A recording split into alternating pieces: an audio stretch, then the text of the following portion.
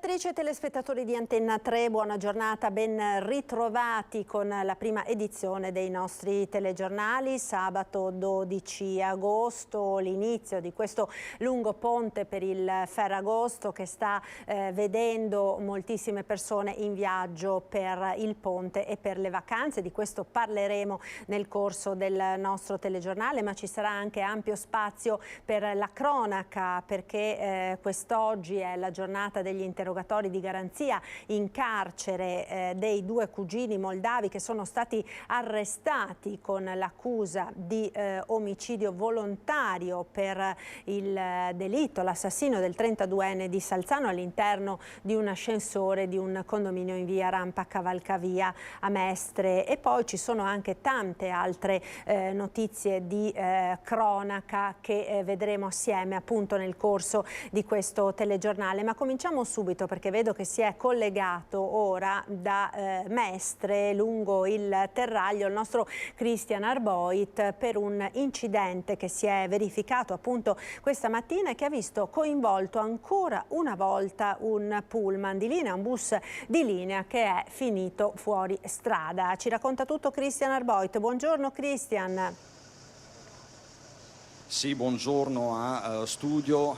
Quella che vedete alle mie spalle è la corriera, il pullman ACTV che questa mattina, poco più di un'ora fa, è stata protagonista di una carambola qui lungo la strada del Terraglio. Siamo a Mestre, all'altezza di Villa Salus. Vi posso già rassicurare, non ci sarebbero feriti gravi.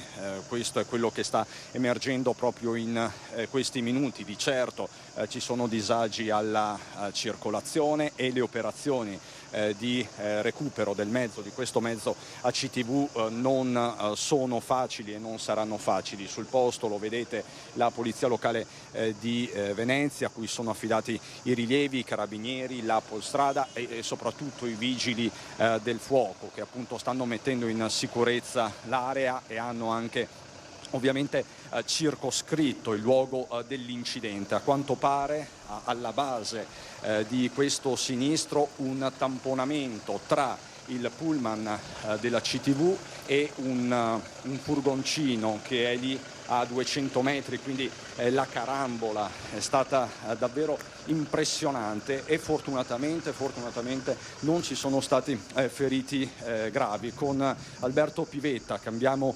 prospettiva, vi mostriamo anche altre immagini che sono davvero impressionanti. Eccole, la corriera della CTV adagiata di fatto in questo fossato. Fortunatamente non si è capovolta come è successo invece nei giorni scorsi a San Biagio di Callalta per un pullman invece della TVO. Ed è una settimana questa tra l'altro contrassegnata da diversi incidenti con le corriere. Soltanto lunedì sera quel mezzo della MOM piombato in un giardino privato a Quinto di Treviso lungo la Noalese. Ovviamente qui sul posto ci sono diversi residenti che sono accorsi per capire quello che è successo. Buongiorno signori, siamo in diretta su Media Nord-Est. Buongiorno, salve. Cos'è successo? Voi avete visto qualcosa? No, per dire il vero siamo passati, abbiamo visto e siamo fermi qua senza sapere. È una dinamica abbastanza impressionante. Certo. Comunque no, siamo arrivati, non capiamo ancora come che può essere successo questo fatto qua. Pare però che non ci siano stati feriti, questa sembra la buona notizia. L'ambulanza è andata via a vuoto e così via, ma cose inspiegabili, o se si è sentito male senz'altro, perché da lì a lì insomma, anche se ha urtato qualcosa, penso che... Sembrerebbe avesse urtato, grazie signori, grazie davvero, questo camioncino, questo furgoncino che vedete. Quindi l'urto è avvenuto qui all'altezza, diciamo, dell'intersezione con via Fratelli Cairoli. Lo possiamo vedere proprio, Alberto, ti ringrazio, lo possiamo vedere dai frammenti, dai resti sull'asfalto. Quindi questo è stato il luogo della collisione tra il pullman e il furgoncino.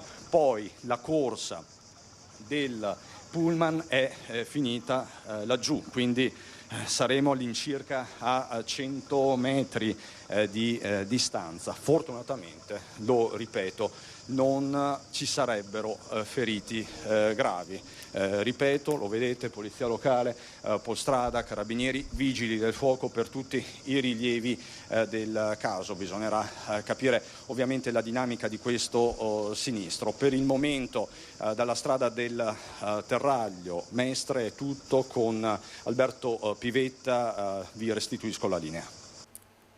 Grazie a Christian Arboit per questo collegamento. Noi proseguiamo con la cronaca, perché c'è stato questa mattina un ammaraggio di emergenza, paura questa mattina in Alpago, ecco, lo state vedendo nelle immagini, per l'ammaraggio di emergenza di un aereo antincendio Fireboss sul lago di Santa Croce. Fortunatamente non si sono registrati feriti, lo vedete, l'aereo non risulta appunto danneggiato. Da quanto si è appreso, l'aereo stava effettuando un volo addestrativo. In arrivo i tecnici per capire la dinamica dell'incidente. La giornata di oggi, dicevamo in apertura, è contrassegnata dall'esodo per il Ferragosto, un sabato mattina caratterizzato da traffico intenso e lunghe code, soprattutto sulla A4 in direzione Trieste, anche a causa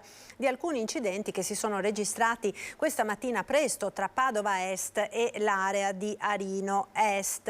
L'intervento rapido di polizia stradale, ausiliari del traffico di cave, soccorso stradale dislocati lungo la rete hanno permesso di risolvere rapidamente la situazione ed evitare conseguenze per l'esodo dei vacanzieri. 3 in particolare gli episodi che sono avvenuti quasi in contemporanea. Questa mattina, poco dopo le 6:30, a causa di alcuni rallentamenti improvvisi provocati appunto dal traffico sostenuto in direzione Venezia e Trieste. In uno di questi in particolare sono rimasti coinvolti 3 veicoli che si sono tamponati, finendo per occupare gran parte della carreggiata e costringendo il traffico a defluire su una sola corsia, quella di emergenza. Le misure adottate hanno comunque permesso di risolvere la situazione nel giro di un'ora, situazione che, lo ricordiamo, fortunatamente non ha avuto gravi conseguenze per le persone. Poi ci sono stati altri 2 tamponamenti minori che si sono verificati a monte per la coda che si era appunto verificata a seguito del primo incidente. A causa di questi tamponamenti la colonna di auto in direzione Trieste ha raggiunto circa i 10 km, che sono stati poi smaltiti durante la mattinata, con il traffico che comunque continua a rimanere sostenuto su tutta la rete autostradale. CAV ha previsto che durante il lungo ponte di Ferragosto saranno circa 830.000 veicoli che transiteranno lungo la rete di gestione. Traffico dunque molto intenso verso le località balneari, quelle più gettonate per il Ferragosto, ma traffico molto intenso anche verso la montagna. Particolarmente critica da Bollino Nero la situazione sulla Valsugana. Ci colleghiamo quindi con Alex Giuliano da Valbrenta, lo vedo collegato con il sindaco. Buongiorno Alex, a te. Un buongiorno allo studio, un buongiorno ai nostri telespettatori. Ebbene, questo è già un fine settimana da bollino nero per quello che riguarda il traffico, soprattutto per quello che riguarda il traffico in Valsugana. Siamo in compagnia del sindaco Luca Ferrazzoli, sindaco di Valbrenta, proprio per fare il punto sulla viabilità di quella che è insomma un'arteria importante, uno snodo cruciale della viabilità tra Veneto e insomma Trentino. Sindaco, come stanno andando le cose?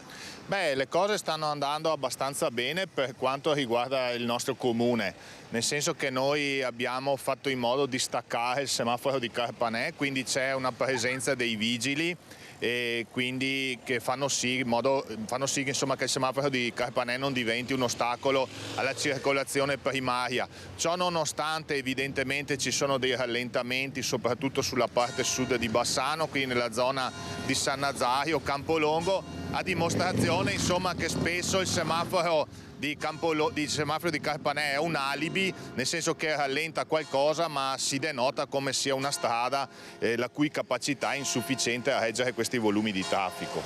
Ecco Sindaco, per quello che riguarda la viabilità, il traffico in Valsugana sono davvero anni che si parla di una possibile soluzione, ma la domanda è: una soluzione è possibile? Sì, la soluzione è possibile ed è in campo. Però non dobbiamo dimenticare che è una soluzione che parte da un accordo che ha quale suo fondamento la realizzazione della Valdastico Nord, nel senso che a fronte della realizzazione di una nuova statale 47 si è preferito politicamente, ovviamente parliamo di livello regionale, governativo, statale, di realizzare la Valdastico Nord e quindi su quel presupposto lavorare per un ammodernamento della statale 47. Quello che è sotto gli occhi di tutti è che attualmente la Valdastico Nord non sta procedendo come progettazione e quindi il rischio è che l'ammodernamento della statale 47 sia comunque insufficiente per questi volumi di traffico.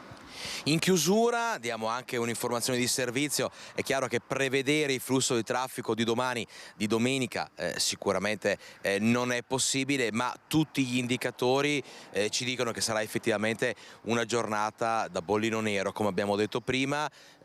Cosa diciamo agli automobilisti, i banali consigli che possiamo dare agli automobilisti vacanzieri che si mettono in viaggio?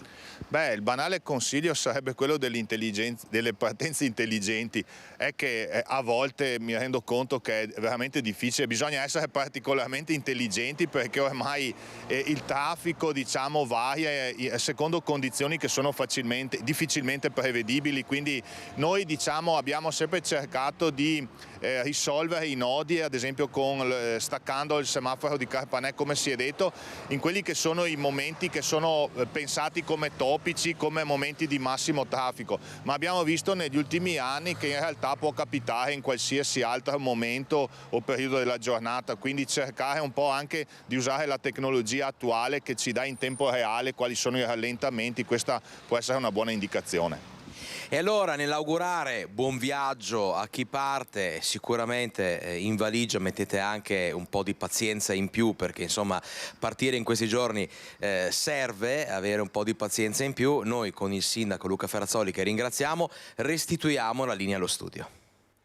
Grazie allora ad Alex Giuliano, al sindaco di Valbrenta. Traffico sostenuto anche lungo la A27, le direttrici che portano verso le montagne bellunesi, ed è già da ieri pomeriggio che la situazione è di un traffico particolarmente sostenuto. Sentiamo le interviste raccolte dal nostro Fabio Fioravanzi.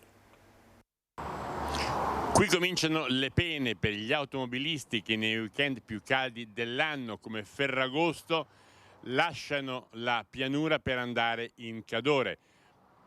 Usciti dall'ultimo casello dell'A27, vanno a innestarsi sulla strada statale 51 di Alemagna e i serpentoni di automobili in queste circostanze diventano la normalità. Verso Cortina, da un pezzo. Quanto tempo per arrivarci? Zoppe di Cadore, quanto manca? Un'oretta? Un'oretta, sì. In moto si fa prima? Beh, hai visto il traffico che c'è? Io da aprile fino a metà ottobre-novembre la macchina la metto via e basta. La moto è l'unico mezzo che va d'estate. Destinazione vacanza per dove? Passo Vales. Quanto pensi di metterci? Di metterci ancora un paio d'ore con diverse tappe. Nello scorso weekend le auto sono state calcolate in oltre 46.000 e questa mattina per Cortina si è arrivati a rimanere in coda per 5 km. Le forze dell'ordine hanno come sempre predisposto un piano teso ad agevolare la viabilità, ma inevitabilmente la quantità delle persone che si metteranno per strada per Ferragosto e la dimensione delle strade della rete viaria bellunese rendono praticamente certo il rischio di incolonnamenti anche lunghi. Siamo verso Costa di San Nicolò Comelico. Quanto per arrivarci? Un'oretta e un quarto, vediamo se non c'è più coda. È che purtroppo a volte trovi degli automobilisti un po' indisciplinati, però vedi, con la coda che c'era qua prima, con la moto riesci a superare tutti. Direzione per dove? Per Cortina, Doviaco. Quanto pensa di metterci? 2 ore? 2 ore e mezzo? Non ne sono sicuro. Ecco, queste dunque le interviste raccolte da Fabio Fioravanti. Noi ora ritorniamo dal nostro Christian Arboit che si è spostato lungo il terraglio, l'abbiamo visto prima, la favorita per l'incidente che ha visto coinvolto un mezzo pesante, ora si è spostato alla Ronzinella per una singolare iniziativa che è stata messa in atto dal comune di Mogliano con la collaborazione della polizia locale. Ecco, lo stiamo vedendo, l'avete capito, sono coinvolti anche i droni. Di che cosa si tratta? Buongiorno di nuovo Christian, a te. Sì, buongiorno Marta, ci siamo spostati velocemente con Alberto Pivetta, siamo rimasti lungo l'asse del terraglio, lo avete visto, questo è il drone che si occupa della sicurezza dell'area, antifurti, antiroghi, antidegrado, un dispositivo che in realtà il Corpo Intercomunale di Polizia Locale di Mogliano ha da qualche tempo, ma adesso è entrato operativo H24 sul territorio. Non solo, perché in questa estate, proprio in questi giorni di esodo contro esodo, di traffico anche pesante sul terraglio, si rafforzano uomini e mezzi. In che senso, Sindaco? Cosa state facendo? Sì, buongiorno a tutti. Siamo riusciti a istituire il terzo turno della Polizia Locale, quindi abbiamo un turno serale, non più come progetto a tempo determinato, ma un progetto continuativo, un giorno alla settimana, non fissato, potrebbe essere lunedì come nel weekend. Fino a luna di notte abbiamo una o alcune sere anche 2 pattuglie in azione per controllare il nostro territorio. Quindi controlli serali soprattutto, che da sperimentazione diventano fissi, e questo lungo l'asse del terraglio tra Mogliano e Preganzioli. Sì, siamo riusciti grazie ad aver fondato il corpo di polizia locale e intercomunale ad attivare questo terzo turno. Era un obiettivo, l'abbiamo raggiunto dopo tanto lavoro. Abbiamo fino anche a 5 agenti presenti la sera fino all'1, quindi 2 pattugli e un agente presente in comando, presso il comando. E sappiamo benissimo qual è l'allerta principale di queste settimane, l'allerta furti. Ve la stiamo raccontando un po' su tutto il territorio della Marca trevigiana. Questi controlli servono proprio a prevenire i reati contro il patrimonio, e anche il drone può essere utile. Sì, crediamo che dotare i nostri agenti di nuove tecnologie all'avanguardia, crediamo che nel dare formazione ai nostri agenti sia fondamentale per dare più sicurezza nel territorio. Quindi il drone è uno di questi strumenti che ci permette di sventare anche reati. Recentemente quel rogo è stato individuato grazie al drone. C'era questo odore in una zona della città, non si riusciva a capire da dove arrivava, si è alzato in volo il drone e abbiamo individuato il rogo e anche chi lo stava effettuando, il responsabile. Ma non solo, il drone serve anche per rilievi di incidenti stradali o anche per prevenire per quanto riguarda i furti in abitazione. Recentemente infatti abbiamo effettuato dei controlli nella vicina frazione di Bonisiolo, dove abbiamo capito che gli autori dei furti arrivavano dai campi, e lì siamo entrati in azione con i nostri droni per verificare la presenza di... Li avete catturati perlomeno con le immagini, oppure? Abbiamo fatto prevenzione, nel senso che quando siamo usciti, nelle sere in cui siamo usciti, non li abbiamo trovati. Il nostro drone è dotato di termocamera e quindi riusciamo facilmente anche di notte a individuare malintenzionati e a controllare il territorio. È un drone di ultima generazione, quindi Assessore Marco Donadella, Assessore alla sicurezza e alla protezione civile, voi avete formato in maniera specifica il personale della Polizia Locale per l'utilizzo di questo dispositivo? Certo, abbiamo degli agenti formati, hanno fatto tutti i corsi di formazione, quindi hanno acquisito quello che è il brevetto per poterlo utilizzare, e lo utilizziamo nei momenti in cui abbiamo bisogno, anche come diceva prima il Sindaco, sia contrasto alla microcriminalità, rilevazione di incidenti, ma anche controllo dei parchi durante la sera piuttosto che altre attività. Ecco, tra l'altro lei è anche Assessore alla protezione protezione civile, e un drone di questo tipo potrebbe essere utile anche, Dio non voglia, ma nel corso di emergenze di protezione civile. Certo, speriamo non serva mai, però può essere utilizzato anche in casi di rilievi per quanto riguarda l'attività della protezione civile, ovviamente con i nostri operatori.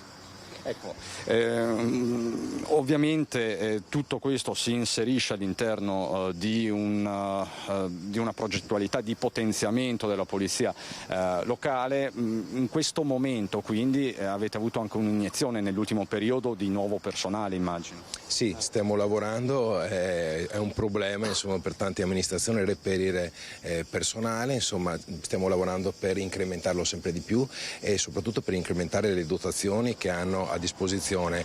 Mi riferisco anche e soprattutto alla videosorveglianza. Recentemente abbiamo anche inaugurato, insomma, e presentato alla cittadinanza e alle istituzioni il grande investimento che abbiamo fatto sul territorio di videosorveglianza. Parliamo di 800.000 euro, parliamo di un numero che supera le 100 telecamere distribuite nei punti più strategici della città, che sono sicuramente un mezzo per i nostri agenti per dare maggior sicurezza nel territorio. L'obiettivo è quello di aumentare la qualità della vita dei cittadini, e aver maggior sicurezza sicuramente significa aver qualità della vita. Quindi avete superato la soglia delle 100 telecamere a Mogliano, possiamo dirlo? Sì, poi sono tra l'altro telecamere di nuova generazione, una telecamera equivale a 5 telecamere del passato, perché sono a 360 gradi, funzionano di notte e ad alta definizione, quindi addirittura alcune hanno anche il sistema di targa system, quindi riconoscono le targhe delle auto. Quindi telecamere che possono essere utilizzate, omologate sia per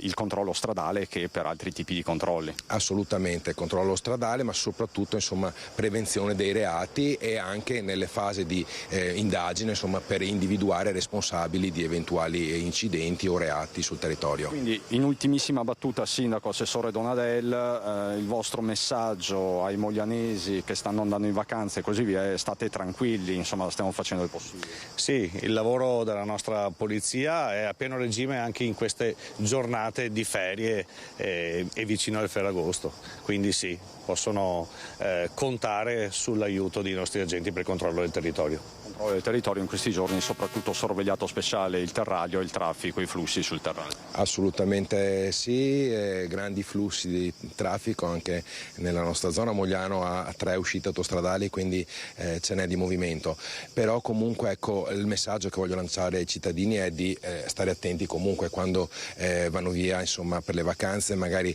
se possono far controllare l'abitazione da qualche vicino, installare assolutamente gli impianti di allarme, insomma bisogna sempre mantenere la guardia alta, ecco, per prevenire, che è molto meglio di curare. Allora, ringrazio il Sindaco Davide Bortolato, ringrazio l'assessore Marco Donadel, chiedo agli uomini e alle donne della Polizia Locale se possiamo far levare ancora in volo questo drone, se è possibile, perché è molto interessante, vediamo proprio, riprendiamo il momento esatto. Come vedete è chiaramente tutto connesso, è tutto tecnologico. Questo drone, insomma, di ultimissima generazione, che può essere utilizzato, lo avete capito, in vari modi e con tanti obiettivi di pubblica sicurezza, dalle strade ai reati contro il patrimonio. Con questa immagine, cara Marta, con Alberto Pivetta ti restituisco la linea dal comando di Polizia Locale Intercomunale di via Ronzinella. A te la linea. Grazie a Christian Arboit con la collaborazione tecnica di Alberto Pivetta per questo collegamento. La cronaca ci fa rimanere in provincia di Treviso con una notizia che appunto è arrivata poco fa in redazione ed è quella relativa alla tragica scoperta del corpo senza vita di Mario Bassetto, titolare del noto ristorante Da Maurizio a Cimadolmo. Ecco, stiamo vedendo appunto le immagini che ci ha inviato la collega Lina Paronetto, che si trova ora sul posto. Mario Bassetto, 80 anni, è stato rinvenuto senza vita questa mattina in un terreno adiacente al ristorante di sua proprietà. Da quanto si è appreso, il corpo era riverso in una vasca esterna e probabilmente dalle condizioni nelle quali è stato ritrovato si trovava appunto nella vasca già da molte ore, probabilmente qualche giorno. Sul posto sono subito stati allertati i carabinieri che ora stanno appunto conducendo le indagini per capire che cosa sia accaduto a Mario Bassetto, 80 anni, titolare del ristorante Da Maurizio a Cimadolmo. Ora andiamo nel Padovano, torniamo a Cadoneghe per il caso degli autovelox danneggiati, che sta facendo un po' discutere l'Italia intera e attirando l'interesse nazionale proprio su questo paese del Padovano. Sono state estrapolate le immagini delle telecamere di videosorveglianza che potrebbero quindi rivelare l'autore o gli autori dei danneggiamenti all'autovelox lungo la 307, a poche centinaia di metri. È stato tra l'altro messo fuori uso un altro autovelox. Ieri sera c'è stato poi nel frattempo l'incontro tra i numerosi cittadini multati e l'associazione dei consumatori. Ecco, vedo che ora si è collegata e ci racconta tutto da Cadoneghe. Anna De Roberto, a te Anna, buongiorno. Sì, buongiorno. La novità è che chi ha distrutto i due autovelox lungo la regionale 307 potrebbe avere le ore contate.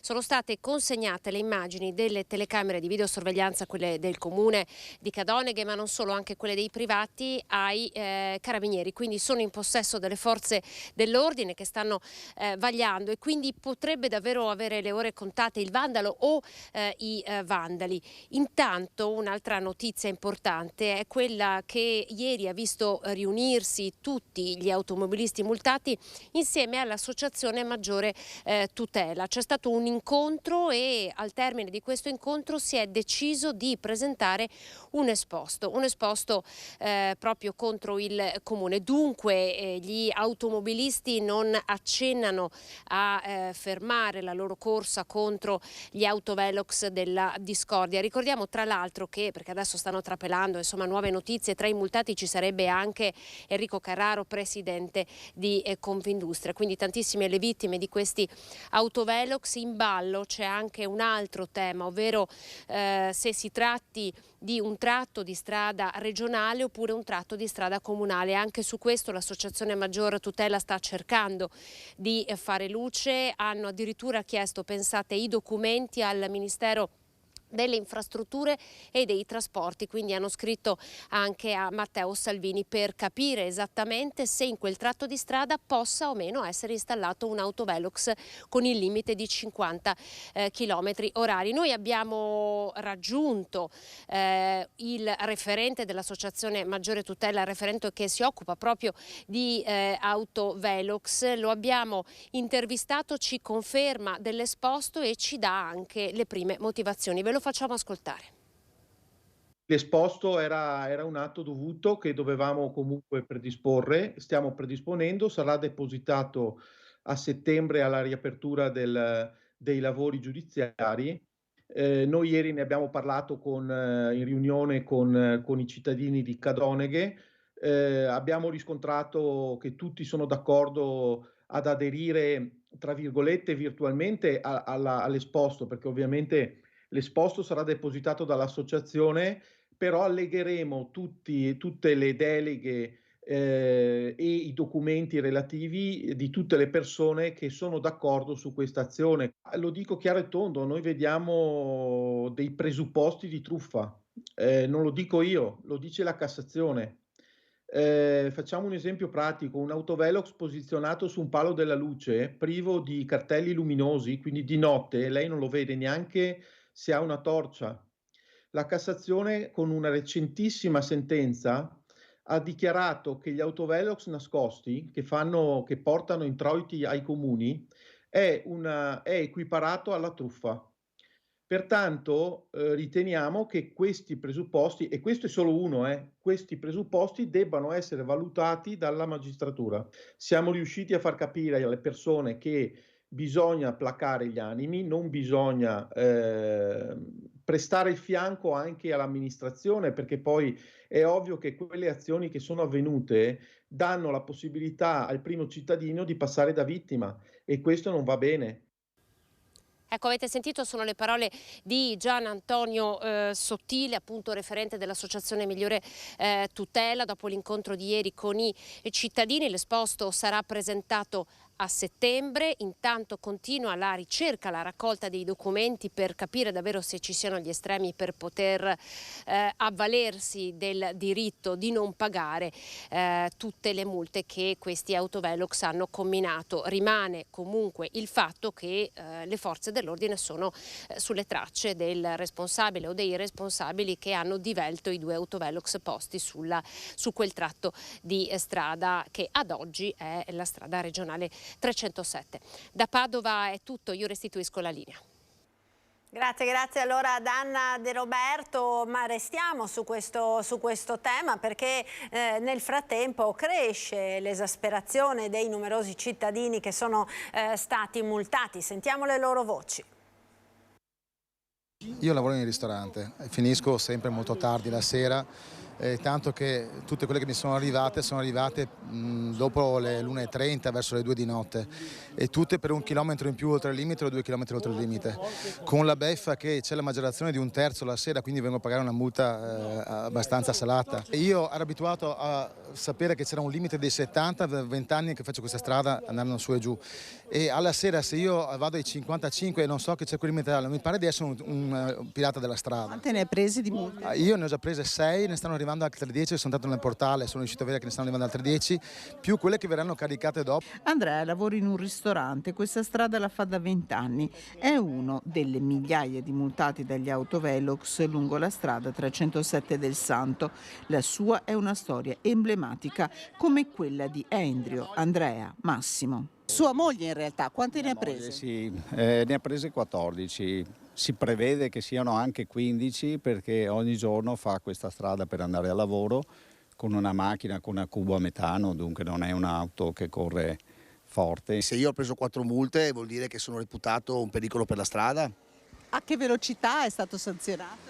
Allora, calcolando la differenza di 5 km orari a 56, quindi 56 meno 5, 51, quindi la mia sanzione è stata calcolata a 51 all'ora. Sono circa 700 euro più 9 punti, è venuto fuori il discorso della ritiro patente per troppe multe. Alla fine io li ho presi in 20 minuti, non sono di Cadone, ho i figli a Vigo d'Arzere e quindi insomma mi sono trovato in questa situazione. Lei le ha già pagate? No, chiaro che non le pago e difatti siamo qua per cercare di capire come muoversi. E c'è chi le multe le ha in mano, come Paolo e Ambra. Le ha ricevute, le ha già pagate tutte, quanto ha pagato? Per un totale di, fino adesso, sono 300 euro di multe già pagate. Nel giro di 3 giorni ne ho pagate esattamente 6. 5 finora, prese tutte a giugno in 5 giorni. Io ho un'invalidità del 76% per una forma grave di artrite che mi prende le gambe, quindi io di solito uso il bastone. Figuratevi in macchina come sfreccio. Continua a parlare anche Michele Schiavo, ex sindaco e consigliere di opposizione, contattato da numerose aziende. Ci sono aziende piccole aziende, non grandi aziende, ma hanno da pagare 12.000, 15.000 euro di multe e che ci starebbe anche, ma è l'affidare i numeri, i punti, no, della patente che vengono tolti a degli autisti, quindi lui si trova con mancanza di personale di svolgere il servizio che svolgeva normalmente. Ecco, queste dunque le voci di alcuni dei multati, e sui social stanno nascendo numerosi gruppi appunto che coinvolgono queste persone che sono state stangate dall'autovelox di Cadone, che l'avete sentito dall'Associazione dei Consumatori, si stanno organizzando per presentare dei ricorsi, ma nel frattempo vorrebbero prima incontrare il sindaco. Chat sui social bollenti come gruppi WhatsApp che nel giro di poche ore sono passati da poche decine a centinaia di partecipanti, come racconta Marco, tra i primi a cercare di organizzare le migliaia di persone multate dall'autovelox. Adesso siamo in 250, è nato appunto perché abbiamo segnalato tante volte al comune di avere un incontro. E addirittura siamo andati a parlare oggi con la responsabile della sala stampa, ha detto che non ha mai ricevuto niente. E l'unica maniera è creare un gruppo e avere una forza maggiore per essere sentiti. In attesa di predisporre dei ricorsi, tutti vorrebbero parlare con il sindaco di Cadoneghe, Marco Schiesaro. Penso che sia legittimo, abbiamo bisogno di un aiuto da lui, non chiediamo cose strane, è un gruppo educato, civile, e chiediamo solo un incontro con lui, che si renda conto del problema che è sorto. Noi vogliamo solo fare presente che questa secondo noi non è prevenzione. Questa non è prevenzione. Agire in questa maniera non è prevenzione. Condanna ferma del danneggiamento all'autovelox, molti i cittadini esasperati. In questo periodo che c'è una difficoltà a pagare le bollette e tutto il resto, non posso spagare tutto il mio stipendio per pagare le multe. Cioè, si mette la mano sul cuore e appuntamenti non ce ne hanno dati, forse adesso ce li danno perché ci siamo riuniti assieme, adesso forse ci danno qualche appuntamento, ma anche il prefetto che ha autorizzato questa cosa, ma che intervenga, cioè, perché questo è creare esasperazione nella gente, la gente non dorme più. Ed è proprio di queste ore uno studio che evidenzia come gli automobilisti padovani sono i più multati della regione. Si tratta di una ricerca che ha confrontato la spesa per le multe del 2022 con tutte le vetture registrate alla motorizzazione. Vediamo. Padova è conosciuta come la città dei tre senza, ora potrebbe aggiungersene un quarto senza punti sulla patente. Dall'analisi di un sito specializzato in assicurazioni, realizzato esaminando i rendiconto dei proventi delle violazioni del codice della strada, è emerso infatti che la città più multata del Veneto è Padova. Nella nostra regione nel 2022 sono stati raccolti oltre 51 milioni di euro di multe. Le province che hanno pagato di più sono quelle di Verona e Padova, rispettivamente con 15 milioni e mezzo di euro e quasi 14 milioni di euro, seguiti da Venezia.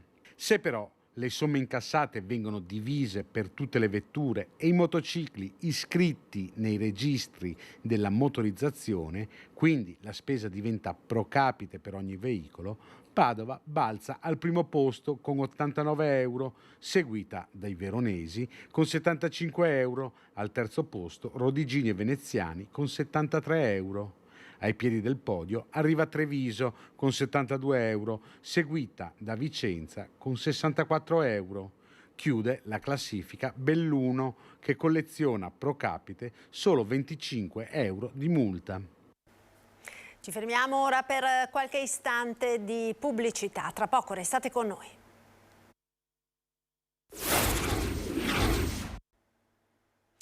E rieccoci nuovamente in diretta, prima edizione dei nostri telegiornali, segnali preoccupanti, parliamo ora di economia e lavoro, segnali preoccupanti dal mondo del lavoro bellunese, ancora una volta a pagare il prezzo più alto è il settore della metalmeccanica, la storica Forgia Alluminio di Pedavena licenzia con un messaggino inviato dall'agenzia di somministrazione prima della pausa estiva. Per saperne di più ci colleghiamo con Tiziana Bolognani da Pedavena. Buongiorno Tiziana.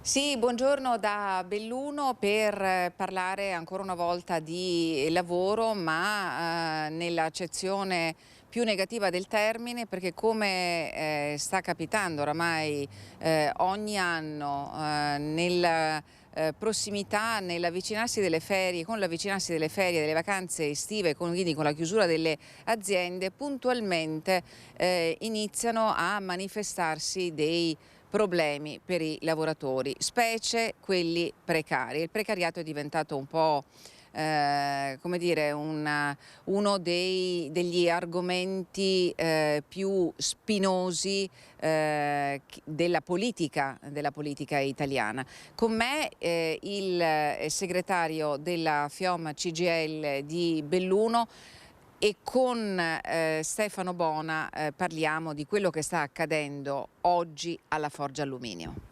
Sì, oggi alla Forgia Alluminio, come nel recente passato in altre aziende, come al solito in un momento in cui si va in ferie, ci sono la chiusura estiva e le prospettive per il settembre, per l'apertura non sono così positive, quindi c'è un calo dei volumi, c'è una riduzione, le aziende agiscono sul personale perché il costo che conoscono per ridurre è sempre quello del personale, quindi abbiamo delle lavoratrici che lavorano in quell'azienda da quasi 20 mesi e quindi attendevano il prossimo novembre per avere un contratto a tempo indeterminato, che si vedono invece recapitare il solito messaggino dall'agenzia di somministrazione in cui gli viene comunicato che purtroppo l'azienda non rinnoverà, non prorogherà il rapporto di lavoro e quindi non gli resta che fare la domanda di disoccupazione e perdono quella che era una prospettiva di avere un lavoro stabile. Un lavoro stabile, spero di non rivelare come dire, dettagli, no? Per identificare le persone anche che in questo momento si stanno trovando in questa situazione. Sono donne che hanno oltre 55 anni, 58, 59, che si trovano in una situazione nella quale è del tutto evidente la domanda: ma chi mi prende a quest'età? Esatto, la domanda è più che legittima, chi mi prende a quest'età? Noi abbiamo poi anche gli esempi recenti, no? Le ex lavoratrici dell'ACC, al di là della narrazione, no? Che in provincia di Belluno c'è lavoro per tutti, alla fine poi le aziende assumono chi vogliono loro, le condizioni che vogliono loro, e una donna che ha superato i 50 anni, che magari ha delle difficoltà dovute al lavoro che ha svolto fino ad allora, non è molto appetibile sul mercato e quindi rischia di fare i colloqui e poi al colloquio gli viene risposto: no, cercavamo gente più giovane, personale più giovane. Ma qui il tema è una lavoratrice che per 20 mesi è rimasta in forza in un'azienda che è sempre andata bene perché Forgia Alluminio non ha mai fatto la cassa integrazione. È stata per più volte prorogato il suo rapporto di lavoro a dimostrazione del fatto che aveva una professionalità, una competenza. Oggi solo perché calano gli ordinativi è la prima a pagare. E poi ci sono le storie personali, 58 anni con una storia di precarietà alle spalle, la prospettiva di arrivare alla pensione se non a 67 anni, quindi di vecchiaia, quindi ancora molti anni di lavoro, e poi un'aspettativa di vita, il fatto che non si possa mai programmare. Una di queste lavoratrici aveva appena stipulato un mutuo con tutte le difficoltà che deve aver avuto, perché fare un mutuo quando lavoro in somministrazione non è facile, e quindi oggi si ritrovano con un'indennità di disoccupazione che raggiunge a malapena i 900 euro e senza una prospettiva di rioccupazione certa, perché il mercato del metalmeccanico oggi è in difficoltà. Molte aziende hanno la cassa integrazione ordinaria aperta e quindi la ripresa di settembre non sarà sicuramente una ripresa forte, e quindi la loro prospettiva è quella di terminare la disoccupazione e di non avere poi una collocazione con tutte le difficoltà. Tra l'altro, rispetto a questo poi abbiamo anche la cancellazione del reddito di cittadinanza, che è un ulteriore problema, perché l'unica soluzione per queste lavoratrici, questi lavoratori, sarebbe quella di avere un reddito garantito. Il reddito garantito non c'è più e il governo dice: trova la sua soluzione, trova la tua strada attraverso i corsi di formazione e quant'altro, ma sappiamo che queste cose non funzionano perché, come abbiamo detto prima, 58 anni con una storia alle spalle di difficoltà e quindi con tutte le problematiche che si hanno poi di rientrare nel mondo del lavoro. Quindi intervenire in questo momento anche nei confronti del governo per sollecitare politiche più attive, un governo più proattivo nei confronti del lavoro, potrebbe essere questa la soluzione? Noi abbiamo un tema di fondo. Oggi in Italia abbiamo 3 milioni di lavoratori a termine o in somministrazione, che sono un numero elevatissimo, mai stato così alto. In più poi ci sono i collaboratori, ci sono le partite IVA e quant'altro. Noi abbiamo bisogno di legislazioni che vadano verso la trasformazione del lavoro da tempo parziale a tempo indeterminato, e invece anche il recente decreto promulgato il 1° maggio dal governo Meloni va nella direzione opposta, e cioè la precarietà diventa non solo una questione legata al lavoro, ma una questione legata alla vita. I recenti studi della Banca Centrale oppure del Fondo Monetario Internazionale stanno lì a dimostrare che la precarietà non ha aumentato l'occupazione, non ha aumentato la professionalità e anzi forse ha diminuito i salari, perché c'è un dumping anche salariale, no? E quindi noi avremo bisogno veramente di una legislazione che vada nella direzione opposta. Se, come è vero e come si crede, il tema sia quello di dare lavoro, il lavoro deve essere un lavoro stabile. Io devo fare un periodo, io mi ricordo quando ho cominciato io a fare il metalmeccanico, si facevano 12 giorni di prova e poi c'era a tempo indeterminato. Oggi siamo in una situazione diametralmente opposta, ci sono persone che per anni ed anni continuano a essere precarie, sballottate da un posto di lavoro all'altro, e come pensiamo di poter recuperare anche una competitività non solo aziendale ma anche di paese con una politica del lavoro di questa natura.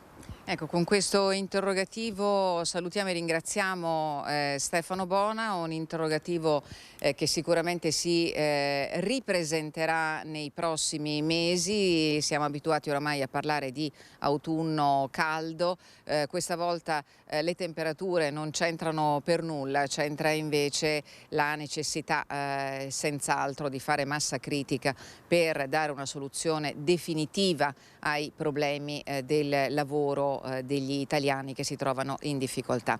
È tutto da Belluno, vi restituisco la linea.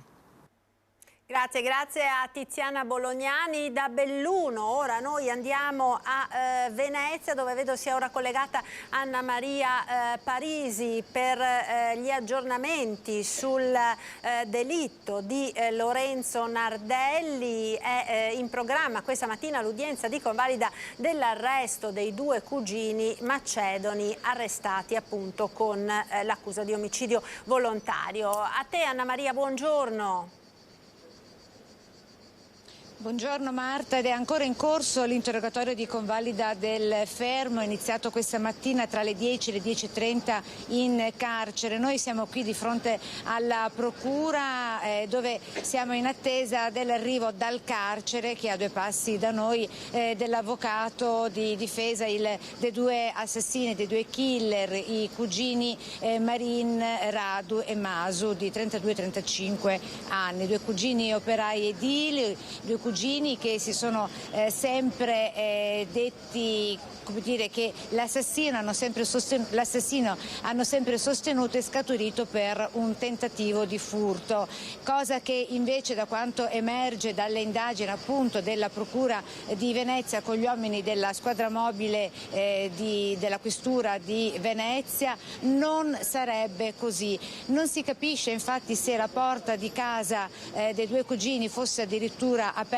se l'avessero lasciata aperta perché in attesa dell'arrivo di qualcuno che potrebbe essere stato la vittima, cioè Lorenzo Nardelli, il 32enne di Salzano, brutalmente assassinato a mani nude con la testa letteralmente fracassata dai 2 cugini, oppure se stessero aspettando qualcun altro, e forse, ma questa è un'ipotesi che al momento non reggerebbe, il Nardelli sembra potesse aver sbagliato porta perché dovesse andare da un'altra parte, perché emerge anche quest'altro particolare che non sembra comunque essere sostenuto dalle tesi degli investigatori, perché quella casa era un tugurio così dalle indagini, quindi non c'era veramente nulla da rubare all'interno. E come ti accennavo Marta, noi siamo in attesa dell'arrivo dell'avvocato dei 2 assassini, il penalista veneziano Jacopo Trevisan.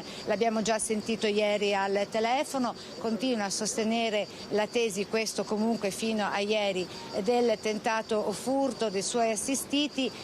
Dobbiamo capire che cosa è emerso dall'interrogatorio, che sembra essere ancora in corso in carcere a Santa Maria Maggiore, qui a 2 passi da noi, con il PM Scaramuzza molto preciso, che vuole evidentemente capire nel dettaglio che cosa è accaduto, visto che le ipotesi al vaglio degli inquirenti sono davvero multiple, con tantissime questioni che risultano ancora avvolte nel mistero.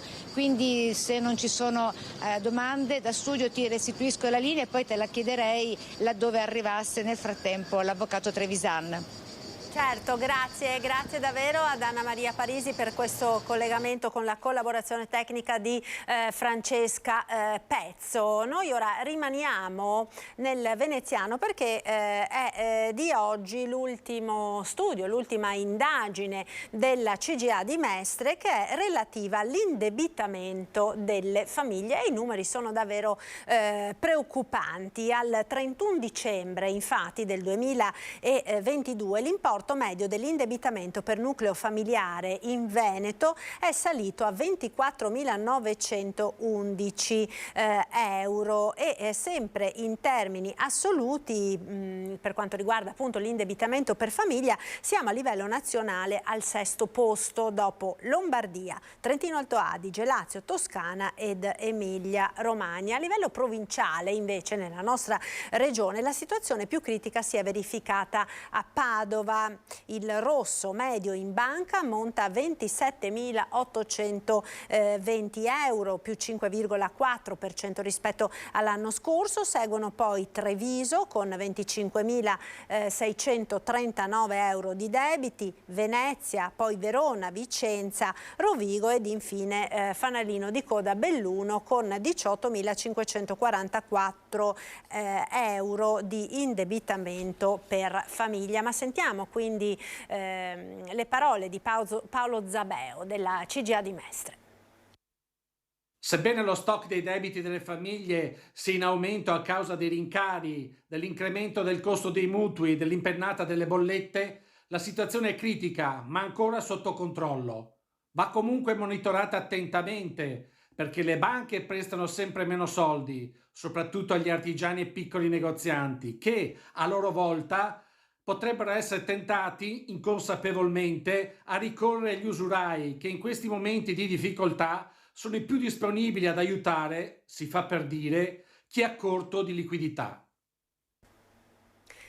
Ed ora ritorniamo a Treviso, salvati dagli esperti micologi dell'ULSS 2 ai quali avevano portato a controllare i funghi raccolti in montagna. Nel cestino della famiglia c'erano anche dei funghi che provocano un avvelenamento letale. L'appello dell'azienda sanitaria a farli controllare prima del consumo. Il servizio è gratuito.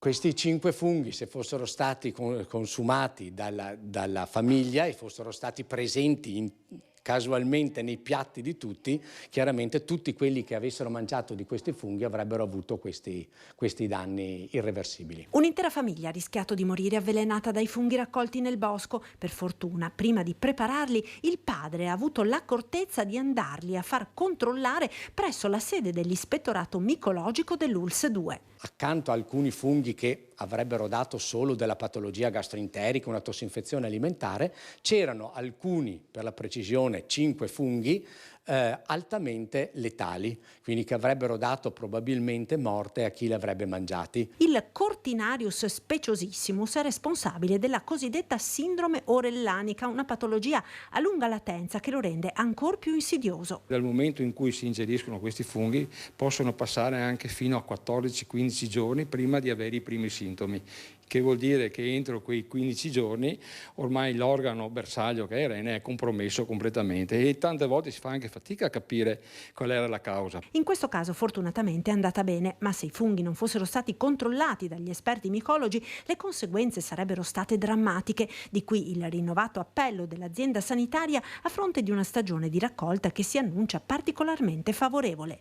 Anche i raccoglitori più esperti possono sbagliare, questo è quello che mi dicono i nostri tecnici.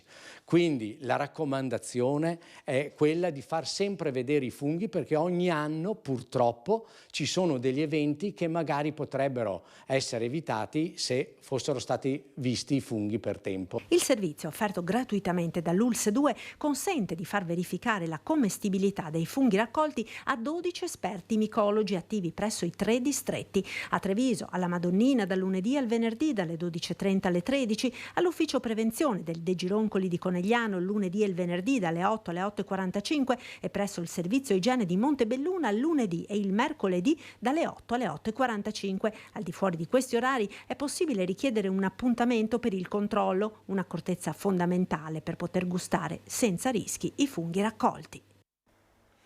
Torniamo a parlare del maltempo. 1.260.000 euro è la stima dei danni del maltempo record nell'ultimo mese in Veneto. Tra nubi fragi, grandinate e trombe d'aria sono 70.000 le posizioni aperte tra pubblico e privato, oltre 300 i comuni coinvolti. Il governatore Zaia, Roma, ci deve dare i soldi.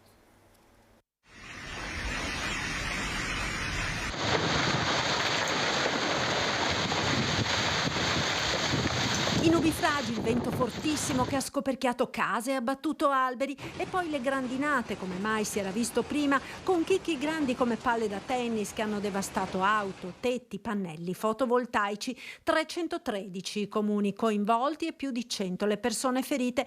Ora tutti quei danni sono stati quantificati dalla Regione Veneto. Un dossier molto nutrito di informazioni, di dati riguardo ovviamente tutto il Veneto. Stiamo parlando di calamità dal 13 di luglio fino al 6 di agosto, ma parliamo anche di una cifra importante che riguarda oltre 70.000 famiglie e imprese, e si parla di 1.129 milioni di euro che arriverà tranquillamente a 1,3 miliardi. Danni ingentissimi che ora rientrano nella relazione inviata al governo dalla Regione Veneto per la richiesta dello stato di emergenza e di conseguenti risarcimenti. E, sottolinea Zaia, i soldi bisogna che Roma ce li dia. Per la gestione delle pratiche il presidente del Veneto conta sui comuni. Da commissario ho sempre fatto questa scelta unica a livello nazionale di non gestire i soldi direttamente dalla struttura commissariale, quindi dalla regione, ma a dare subito gli anticipi ai comuni, e i comuni poi hanno i rapporti, e i comuni sono efficientissimi e sono sempre stati collaborativi, avranno i rapporti diretti con i loro cittadini. E chiedono al governo una risposta immediata anche i sindaci di Pieve e Farra di Soligo, tra i territori più colpiti. Pensate che solo in quest'area i danni stanno superando i 35 milioni di euro. Serve che il governo dia, e sostengo su questo la posizione del governatore, questi soldi a una regione che produce, che ha subito dei gravi contraccolpi, e penso soprattutto a tutte quelle persone che non riescono più a muoversi in auto perché hanno i cristalli rotti.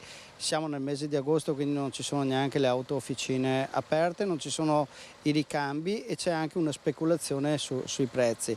In piazza Vittorio Emanuele II a Pieve di Soligo i danni del maltempo delle scorse settimane sono ancora visibili, con il sole pre-ferragostano che mette ancora più in evidenza carrozzerie malconce, solo la punta dell'iceberg. L'ammontare complessivo dei danni che stiamo registrando, ma ovviamente alcuni sono fatti proprio sulla base della stima di quello che abbiamo potuto in questi pochi giorni verificare, si aggira intorno ai 25 milioni di euro, ma è ancora una stima credo riduttiva. Abbiamo continue segnalazioni perché più si entra nello specifico con sopralluoghi sui tetti, soprattutto in questo caso di aziende e di case private, si scoprono delle realtà che portano in alto il conto. Copione del tutto analogo a Farra di Soligo, anche qui la partita è milionaria. Le segnalazioni che ci sono pervenute da parte della cittadinanza ammontano circa 8-10 milioni di euro. È una conta che è ancora in atto. Noi come comune abbiamo avuto danni per circa 400.000 euro, tenendo presente che si sono rovinati i tetti degli edifici pubblici, impianti fotovoltaici, quindi anche del comune, di proprietà del comune. E mi auguro che il governo, e quindi anche per tramite della regione, riesca a stanziare dei ristori per la gente che ha veramente avuto grosse difficoltà con quei 2 eventi atmosferici che ci hanno colpito. Ci fermiamo ora per qualche istante di pubblicità. A tra poco restate con noi. In studio torneremo per parlare di Ferragosto, di vacanze, con Massimiliano Schiavon, presidente di Federalberghi Veneto, e con il sindaco di Jesolo, Christopher De Zotti. A tra pochissimo.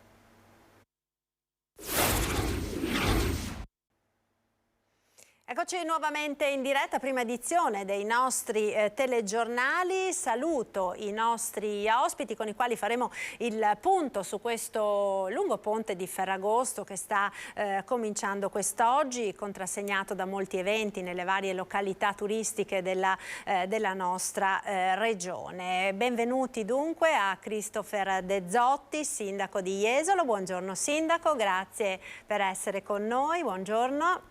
Buongiorno, grazie a voi per l'invito. E benvenuto a Massimiliano Schiavon, presidente di Federalberghi del Veneto. Buongiorno, grazie. Buongiorno a voi tutti, grazie. Ecco, comincerei da lei, presidente Schiavon, per fare un po' un quadro, diciamo, dare una panoramica di quella, con i numeri, di quella che è la situazione ad oggi nella nostra regione. Abbiamo visto all'inizio del nostro telegiornale con i vari collegamenti come si stia muovendo parecchia gente, del resto era atteso, bollino nero sulle strade e le autostrade del Veneto, 10 chilometri di coda questa mattina in A4 in direzione Trieste, traffico molto sostenuto anche verso le località di montagna, quindi c'è anche chi sta approfittando magari soltanto di questi 4 giorni del ponte per interrompere e fare una vacanza. Sì, assolutamente così. Stiamo entrando, diciamo, nella settimana clou del Ferragosto, che è notoriamente, diciamo, la settimana d'appannaggio degli italiani, ma non solo. Registriamo ancora una buona presenza in Veneto in generale, anche dei clienti provenienti dall'estero, soprattutto anche dalla Germania e d'Austria, che restano uno dei mercati di riferimento importanti per la nostra regione. Ma c'è da segnalare che è difficile fare una media o un paragone tra tutte, diciamo, le offerte del Veneto, perché ci ritroviamo con una vacanza balneare in questo momento che ovviamente è molto gettonata, così come gli amanti della montagna su questa settimana centrale si stanno concentrando anche lì. Però abbiamo anche le città d'arte che, grazie a una ripresa, diciamo, del mercato americano, stanno registrando ancora tassi di occupazione estremamente elevati, con un turista ancora alto spendente che sceglie ovviamente le destinazioni come Venezia in particolare, ma Verona non è da meno, per questa settimana. Quindi avevamo delle percentuali di occupazione una settimana fa che erano intorno al 75, rasentavano l'80% mediamente, sebbene, come le ho detto, è difficile fare una media. Nelle località balneari in questa settimana, se andiamo a fare anche una ricerca della disponibilità di camere a partire da questo sabato al sabato prossimo, le disponibilità cominciano a ridursi in maniera significativa, a significare appunto che le strutture alberghiere stanno andando in occupazione. È pur vero, e questo va detto, che nella midweek, cioè se andiamo a fare una ricerca di camere nell'infrasettimana, qualche camera magari di una notte qua e là la si possa ancora trovare. Questo a significare che c'è stata una riduzione un po' della permanenza media del turista complessivamente rispetto a quanto magari è avvenuto l'anno scorso o prima del Covid.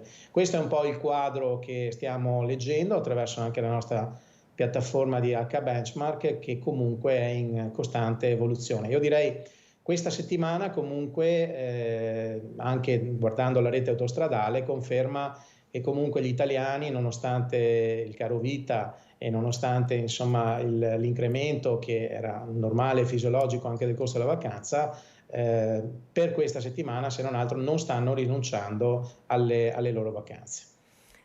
Bene, allora questo dunque è il quadro della situazione ad oggi. Sindaco De Zotti, Jesolo, lo sappiamo, è una delle mete più gettonate per quanto riguarda il litorale, tutta la costa veneta, insomma comunque è particolarmente diciamo amata sia dagli italiani che dagli stranieri. Come vi state preparando a questo ponte che di fatto, diciamo, segna proprio il momento clou dell'estate, con luci ed ombre, nel senso che è un po' di preoccupazione, no? Quando arriva così tanta gente, soprattutto sul fronte della sicurezza, sempre c'è, no? Beh, diciamo che storicamente agosto, nonostante sia il mese con le maggiori presenze, in questi giorni Jesolo è una città con circa 150-160 mila persone. Nonostante questo, paradossalmente, a livello di sicurezza siamo nei periodi più tranquilli dell'estate, anche perché l'aumento dei prezzi porta con sé una tipologia diversa di utente della nostra destinazione. In ogni caso siamo fiduciosi, affrontiamo questa settimana in maniera assolutamente positiva, nonostante la percezione sia quella di una ridotta capacità di consumo da parte dei turisti, un po' continuando su quello che diceva il presidente Schiavon. Tuttavia i numeri, e questa è un po' l'impressione, dovrebbero comunque confortarci e sostanzialmente sia questo Ferragosto che sta arrivando sia l'estate dovrebbero regalarci dei numeri assolutamente positivi, e quindi non dovremmo vedere dei cali, ma anzi probabilmente dei dati anche alla fine positivi. Ovviamente c'è il tema che, come per le famiglie il caro delle bollette, ma soprattutto il caro degli interessi sui mutui ha comportato una difficoltà di spesa, e quindi questo si traduce in una diminuzione del periodo di vacanza, in una minore propensione al consumo nelle attività commerciali. Allo stesso tempo anche per le attività e per le imprese del nostro territorio questo comporta una diminuzione dei margini, quindi in questo momento questa è un po' la preoccupazione. Tuttavia la destinazione ha tenuto molto bene nonostante la ripresa anche dei flussi esteri, perché si parla di Albania, si parla di nuovi mercati emergenti, come è già successo in passato. Tuttavia la destinazione regge, perché più che sul prezzo noi riusciamo a competere soprattutto sull'alta qualità dei servizi, e credo che questo sia ciò che alla fine paga. Ecco, Presidente Schiavon, accennava appunto il Sindaco alla questione del caro prezzi, lo diceva anche lei prima, e anche a una ridotta capacità di consumo, insomma di spesa dei consumatori. Ma esattamente che cosa sta succedendo? Perché stiamo leggendo, no, in queste ultime settimane un po' di tutto, no? Prezzi alle stelle, stangate sui vacanzieri. C'è chi sta facendo la cresta, chi si sta approfittando di questa situazione? Ma guardi, allora anche qui generalizzare è sempre sbagliato. Io credo che gli operatori abbiano un atteggiamento responsabile, soprattutto se sono dei professionisti come sono, sanno perfettamente che adottare delle politiche di prezzo non sostenute da altrettanti livelli qualitativi dei servizi alla fine è un po' un boomerang, cioè si ritorcerà contro, perché il mercato da questo punto di vista è abbastanza feroce. Quindi esagerare eccessivamente, a mio avviso, con la pressione del rialzo dei prezzi sia una cosa assolutamente sbagliata, ma era inevitabile che quanto avvenuto l'anno scorso con rincari sull'energia elettrica e quanto in generale ancora in corso con il rincaro, insomma, dei costi delle materie prime, anche il costo della vacanza è aumentato e non poteva essere diversamente. È chiaro che però non è un problema solo veneto, nel caso specifico, o di una destinazione del Veneto piuttosto che un'altra, perché se andiamo a vedere quello che succede in Spagna è esattamente la stessa cosa, quello che sta succedendo in Grecia è esattamente la stessa cosa. Mykonos è diventata carissima, Ibiza è diventata estremamente cara, tanto per fare un po' un paragone di quelli che sono mercati magari che si possono confrontare con l'offerta balneare delle nostre spiagge. Anche la vicina Croazia, no, Presidente? Si stanno lamentando tutti che poi con il passaggio all'euro i prezzi siano schizzati alle stelle pure lì. Guardi, non più di 2 settimane fa ricordo il titolo di qualche giornale che titolava appunto turisti in fuga dalla Croazia verso le coste del Veneto. Ho avuto modo di leggere nei giorni scorsi turisti in fuga dall'Italia verso le coste dell'Albania. Cioè adesso in questo momento parlare di turisti in fuga credo che sia un po' sbagliato, bisogna che si metta appunto nella valutazione complessiva di una vacanza tutto un insieme di aspetti legati al rapporto qualitativo, al rapporto di sicurezza che una destinazione dà. È chiaro che l'Albania, tanto per fare un paragone che abbiamo sentito in questi giorni circolare molto, è un prodotto che si sta aprendo un po' all'offerta turistica, ma che dal punto di vista qualitativo dei servizi non credo possa essere assolutamente paragonato al nostro prodotto, in particolare quello delle nostre spiagge o delle nostre montagne o delle nostre città d'arte in generale. Quindi il paragone a mio avviso non regge, anche perché da quel punto di vista diciamo, è una fase che secondo me nei prossimi anni si livellerà ai valori di prezzo che un po' tutti stiamo in questo momento applicando. Quindi per tornare alla sua domanda più puntuale, io credo che gli operatori siano stati costretti ad adeguare ovviamente, pur di mantenere i livelli qualitativi della propria offerta. Il costo della vacanza è innegabile, come lo hanno avuto l'incremento dei tassi di interesse, dei mutui, come c'è stato il rincaro della spesa che facciamo al supermercato, era inevitabile che ci sarebbe stato anche un rincaro.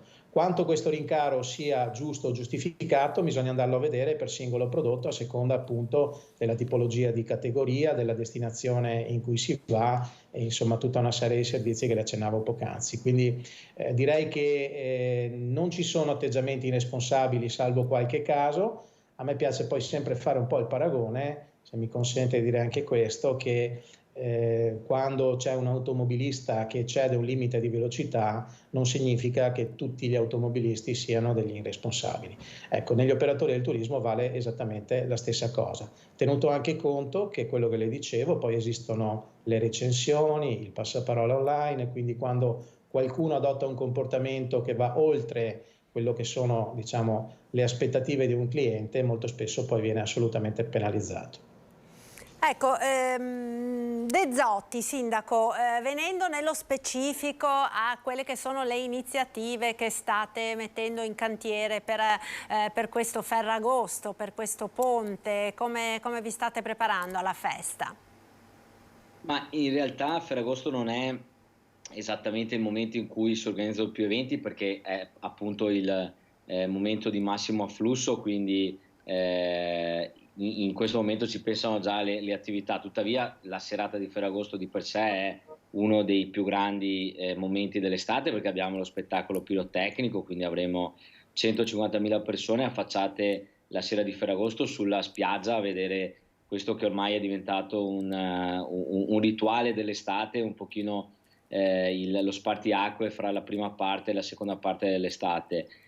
Ovviamente il massimo dell'impegno viene espresso dai nostri operatori che appunto danno il meglio di sé in questo momento. Noi come amministrazione siamo impegnati ovviamente a garantire che la città funzioni, lo facciamo attraverso i servizi, quindi con la pulizia delle nostre strade, dei nostri parchi, con una gestione oculata della viabilità, perché sappiamo che in questo momento abbiamo i maggiori flussi di entrata e di uscita anche di carattere pendolare, quindi anche questa mattina avevamo i nostri agenti di polizia locale a Jesolo Paese schierati per regolamentare un pochino i flussi, ed effettivamente non abbiamo assistito a particolari tappi o particolari code. Sul tema della sicurezza, ovviamente noi in concorrenza con le forze dell'ordine presidiamo ovviamente i punti centrali, quindi pensiamo a Piazza Mazzini, alle piazze più centrali, ma un pochino tutto il territorio.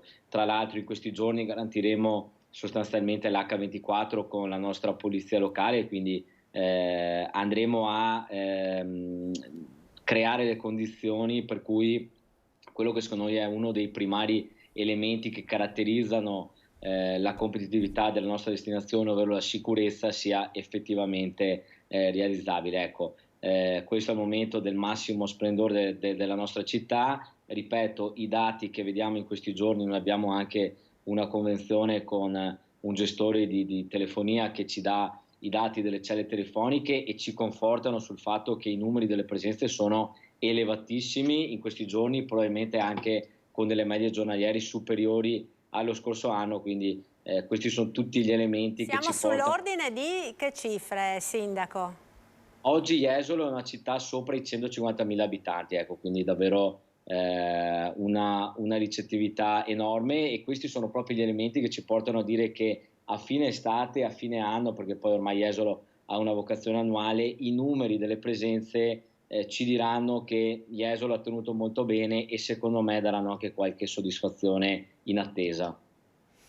Bene, per chiudere, Presidente Schiavon, è possibile già, è un po' ancora prestino, diciamo, siamo a Ferragosto, ma avere un'idea dell'andamento quindi di questa stagione? Eravamo partiti, no, come stagione dei record, quella che ci si attendeva. Maggio poi invece purtroppo il tempo non è stato molto favorevole, quindi c'è stato un leggero calo. Ora c'è questa questione dei prezzi, si spera nell'autunno, insomma nel fine stagione, nel settembre. Che bilancio si può tracciare? Ma guardi, allora, le dinamiche in corsa, al di là di questa settimana centrale di Ferragosto, ci portano a fare delle previsioni, però a volte spesso molto sottodata. È una caratteristica questa che abbiamo già visto succedere anche subito dopo, diciamo, l'apertura post-Covid dei flussi turistici. Possiamo dire questo per quanto riguarda le città d'arte, come accennavo prima, ma anche l'offerta delle nostre terme è andata molto bene. Nei primi, diciamo, 6 mesi dell'anno hanno registrato numeri estremamente significativi, e tuttora stanno registrando dei numeri interessanti da questo punto di vista. Noi, per quanto riguarda l'offerta del balneare, abbiamo individuato chiaramente un po' di flessione nei primi 10 giorni, se vogliamo, ma non tanto di flessione di domanda dovuta appunto alle tematiche del caro vita, del caro vacanza, quanto dovuto a delle condizioni meteorologiche non proprio del tutto favorevoli, che hanno magari distolto o dissuaso qualche turista a prenotare all'interno di quel periodo. Restiamo comunque sul pezzo, molto attenti e positivi in previsione di quello che potrà essere comunque un mese estremamente interessante, che potrebbe fare la differenza, che è appunto quel mese di settembre, che vede anche un ritorno della domanda estera, quindi del mercato austriaco, del tedesco, degli svizzeri e anche del nord Europa, e per vedere se riusciamo magari a recuperare quello che all'inizio dell'anno, con un maggio particolarmente piovoso, non siamo riusciti ovviamente a realizzare. Io vedo che in ogni caso gli operatori continuano quotidianamente ad inviare proposte e offerte su richieste appunto della clientela. Stiamo a vedere, a monitorare quale sarà poi il tasso di conversione di tutte queste offerte che in questo momento stiamo generando attraverso i nostri 2500 alberghi distribuiti un po' in tutta la regione Veneto. Quindi darle una previsione a lungo termine oggi, dirle come andrà il mese di settembre, mi risulta in questo momento più complicato di quanto avrei potuto dirle lo scorso anno, forse nel 2019, proprio per effetto di una tendenza veramente molto molto sottodata. Auguriamo e auspichiamo, oltre agli eventi a cui accennava il sindaco, che sono un elemento importante per le nostre destinazioni in generale, soprattutto nel pre e post stagione, possano aiutare, insieme a delle condizioni meteorologiche favorevoli, a darci insomma la volata finale per chiudere in maniera positiva una stagione 2023 che comunque è stata effettivamente una stagione un po' complicata e con delle dinamiche un po' diverse rispetto a quella che abbiamo trovato nel 2022. Bene, io vi ringrazio davvero per essere stati con noi, grazie a Massimiliano Schiavon, presidente di Federalberghi del Veneto, e grazie a Christopher De Zotti, sindaco di Jesolo. Grazie, un buon fine settimana e un buon Ferragosto ad entrambi, grazie mille. Buon Ferragosto a tutti. Grazie. Arrivederci, saluti. Allora, noi ora con la cronaca ritorniamo a Padova per parlare di West Nile, perché si è verificato un altro caso. Si tratta di un uomo che era arrivato in pronto soccorso in stato confusionale. Fortunatamente le sue condizioni stanno migliorando. Dall'ULSS arriva la raccomandazione comunque a non sottovalutare sintomi come febbre e tremori.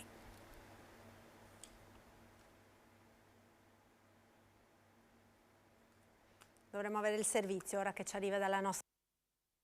I primi sintomi sono comparsi il 6 di agosto, tremori, febbre e debolezza. Quando il quadro clinico stava peggiorando è arrivato in pronto soccorso ed è stato subito ricoverato in medicina. È il secondo caso di West Nile a Padova. Si tratta di un uomo di 79 anni residente a Monselice, attualmente è ricoverato in azienda ospedaliera con una forma neuroinvasiva. L'anziano vive insieme alla moglie in una zona rurale, il primo sintomo del peggioramento delle sue condizioni, quando ha iniziato ad avere difficoltà nel linguaggio. L'esame del sangue ha confermato la tesi dei medici West Nile. Le condizioni dell'uomo sono in lento ma progressivo miglioramento. Dal Dipartimento di Prevenzione è arrivata la nota del medico che ha chiarito come il paziente non fosse solito fare uso di repellenti contro le zanzare, trascurando così i rischi che possono derivare da una semplice puntura di insetto. Al momento nel Padovano i casi restano numericamente poco significativi, con una differenza abissale rispetto all'estate del 2022, quando gli episodi certificati superarono le 300 unità. Il dottor Luca Sbrogiò, direttore del reparto di malattie infettive dell'ULSS 6 Euganea, ha diffuso una nota informativa per i cittadini, raccomandando l'utilizzo dei repellenti e di non sottovalutare i sintomi come la febbre in estate. La situazione in generale, ormai abbiamo detto in più occasioni, è molto diversa da quella dello scorso anno. Abbiamo meno zanzare infette e anche un numero molto inferiore di uccelli che sono infetti, quindi quel ciclo zanzara uccelli non è quello dello scorso anno. Ciò nonostante alcune zanzare con il virus ci sono. Oltre alle attività che fa il Servizio di Igiene e Sanità Pubblica e che fanno i comuni, ovviamente sono sempre raccomandate le prescrizioni per ognuno di noi. La cosa più importante è quella di ricordare di mettere dei repellenti sulle parti scoperte. Questo è molto importante anche e soprattutto per chi sta nell'orto oppure per chi si trova in situazioni dove possono esserci zanzare. Deve diventare una buona abitudine come mettersi la crema solare. Con la cronaca ora ritorniamo in provincia di Treviso, ritorniamo sulla notizia che vi avevamo dato prima da Cimadolmo, dove è stato ritrovato questa mattina il corpo senza vita di Mario Bassetto, titolare del noto ristorante da Maurizio. Vedo in collegamento la nostra Lina Paronetto. Buongiorno Lina.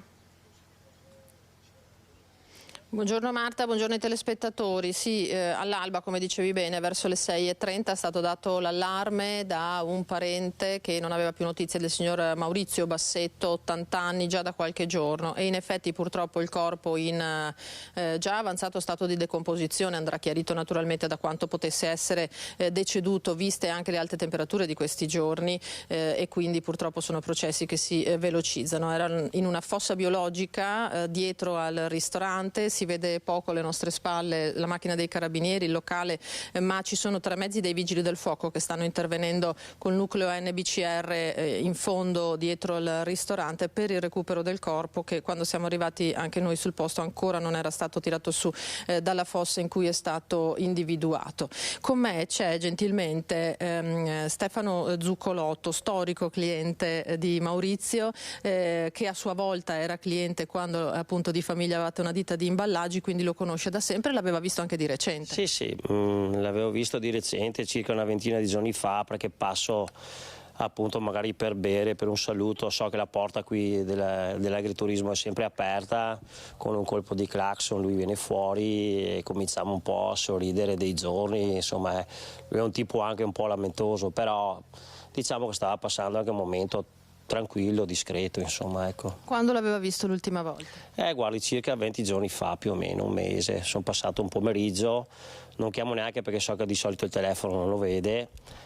Con un colpo di clacson è uscito, abbiamo bevuto qualcosa, abbiamo parlato un po' del momento, così, insomma, che era un po' duretto per riprendere, però diciamo lui era uno che viveva un po' anche così, nella sua ruralità, nel suo essere un po' solitario, però sempre ben conosciuto, diciamo. Le aveva detto un giorno mi troveranno morto qui, ma perché? Sì, era un po' la battuta che magari fanno tanti che vivono da soli.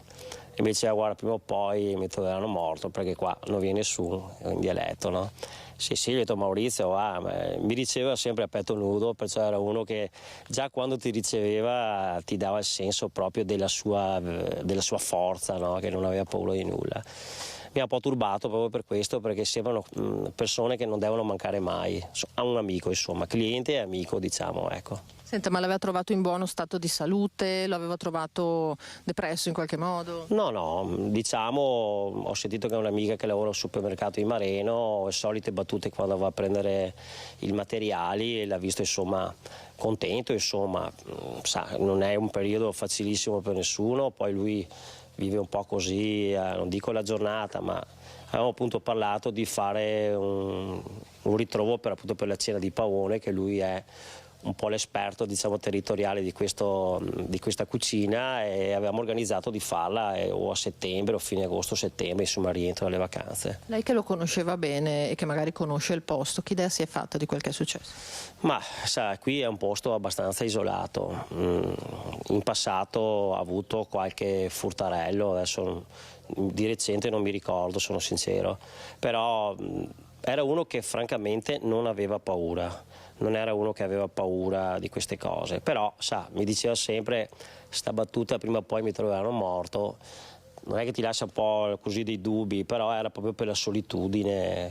Qua la gente magari lo veniva a trovare così a spot, di giorno in giorno passava gente, perché ogni tanto arrivavo qui, trovavo sempre qualcuno, magari ci aggregavamo per un brindisi così. E ovviamente era sempre un brindisi offerto, perché non voleva mai che si pagasse, è una roba... Senta, come a dire che qua se succede qualcosa nessuno se ne accorge, quello era il tema. Sì, diciamo che è una zona che difficilmente qualcuno si può accorgere, se più non è un fornitore o un amico che lo viene a trovare, un parente, come credo sia successo questa mattina, ma poteva capitare anche a me che io se vengo qui e suono, lo chiamo e non risponde, magari me ne vado, anche è già successo che me ne sono andato, insomma. E purtroppo è successo quello che è successo, anche se i contorni sono ancora da chiarire. Sono al lavoro i carabinieri della compagnia di Conegliano, abbiamo visto appunto anche gli ufficiali, il vicecomandante sul posto.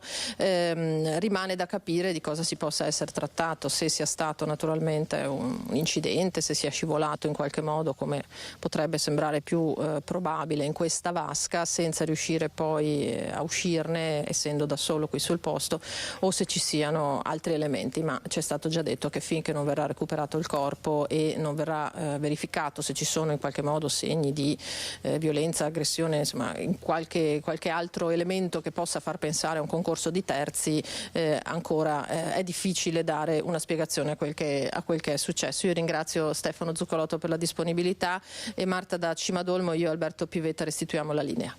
Grazie a Lina Paronetto, ad Alberto Pivetta per la parte tecnica, per questo collegamento. Noi siamo giunti al termine di questa prima edizione dei nostri telegiornali. Vi ricordo che subito dopo il TG c'è il quotidiano Appuntamento con il film di Antenna 3. Quest'oggi andrà in onda il film Il Texano con la regia di John Ford, con John Wayne, Harry Carey e Ben Johnson. La trama è quella di una madre che prima di morire affida il suo neonato a 3 banditi affinché lo portino in salvo, e vedremo come andrà a finire. Grazie allora a tutti per essere stati con noi. Ci salutiamo come sempre dando uno sguardo alle previsioni del tempo con il nostro meteo. Arrivederci.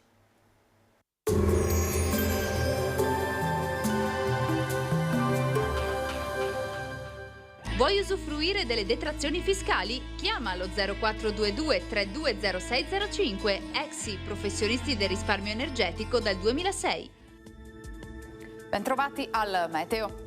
Tempo stabile, caldo e afa in progressivo aumento. Su tutta Italia tornano condizioni pienamente estive. Vediamo il dettaglio di sabato 12 agosto. Sul Veneto l'anticiclone africano in questa giornata porterà bel tempo, come ci mostra la grafica, con tanto sole, cielo sereno solo con qualche addensamento sui rilievi associato a locali rovesci. Temperature in contenuto aumento, minime tra 15 e 22 gradi, massime tra 28 e 32 gradi all'incirca. Ci spostiamo ora sul Friuli Venezia Giulia, anche in questo caso ampio soleggiamento, cielo limpido e venti di brezza. Temperature minime tra 18 e 20 gradi, massime sui 28-30 all'incirca. Infine diamo uno sguardo alla situazione del Trentino Alto Adige, dove dominerà il sole, salvo isolati temporali sui settori più settentrionali della regione. Temperature minime intorno ai 18-20 gradi, massime sui 32 all'incirca. Dal meteo per ora è tutto, grazie per l'attenzione, arrivederci.